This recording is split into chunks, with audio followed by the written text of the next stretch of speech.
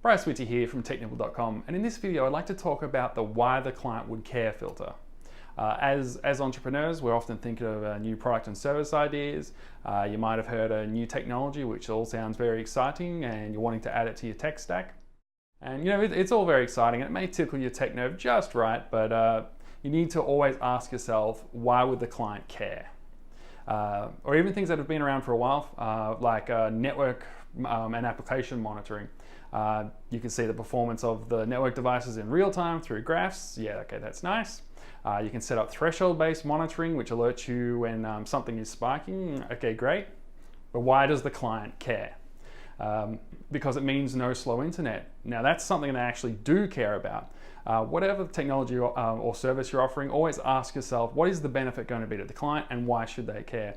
How is it going to solve their problems? I personally love to tinker, but make sure you are tinkering with the right things that actually push your business forward.